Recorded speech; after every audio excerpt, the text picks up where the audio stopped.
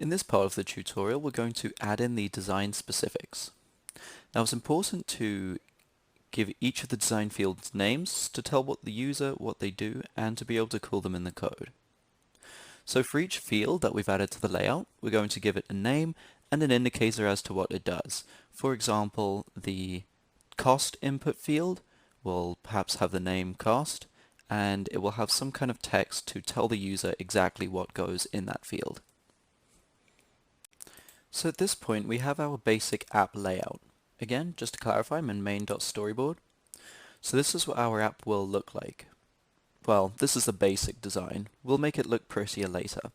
But we have two text inputs. So this is, the first one will be the cost, second one is the tip amount, third one is the button, rather this is the tip percentage, not quite the amount.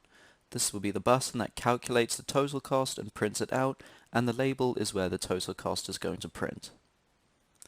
Now, similar to when we developed in Android, we created our fields, now we have to give them names.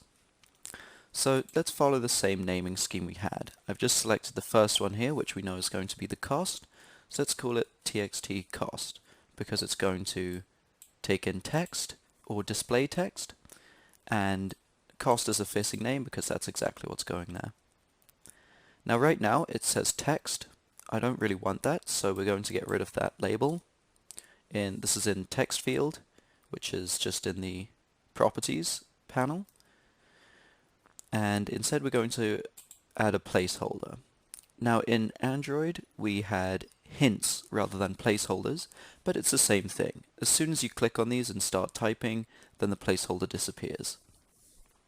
So we're going to give it something appropriate, such as enter cost here,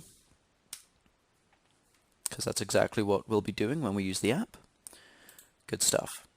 So now we'll select the next text field. Properties come up, we're going to give this a name. This is going to be txt tip. And again, we'll go to our text field, and we'll go to placeholder text, and we're going to give it the text saying enter tip percentage. Alright, and right now it still has a text field, so we're going to get rid of that. And very good, so we have enter cost here and enter tip percentage. Now we select the button, and we're going to give this an appropriate name because button doesn't seem appropriate. This one is going to be calculate. In fact, this is the name, so we're going to say btn calculate. Again, because button, and it's going to calculate. And similar to before, we'll give it some kind of a label. Now because this isn't a text field, there will be no placeholder text. We're just going to give it some text to put right on the button. This will be calculate. Very good. So it's of name btn calculate, and it says calculate on it. Now our label, we're going to give another name. We're going to call this LBL, and this will be total cost. Again, because it's a label, it's not actually a text field. And we have the cost down, or the name down. Now let's change the text. We'll call this, in fact, let's get rid of the text and we'll give it placeholder text instead. In fact, we can't give it placeholder text, let's just give it real text then. So we'll say total cost here.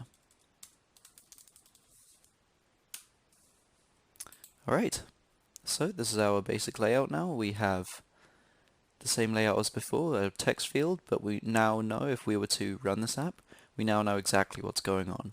So we know, oh, we enter the cost here, we can enter our tip percentage, we can press calculate, and we know the total cost will be displayed here.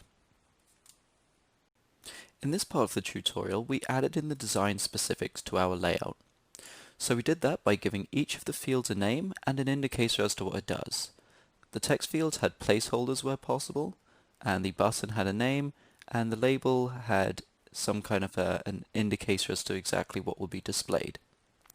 So by now you should be able to name each of the fields, so give them a name to be able to call them in the text, and some kind of a placeholder text or a label or something to be able to recognize what they do if you are a user.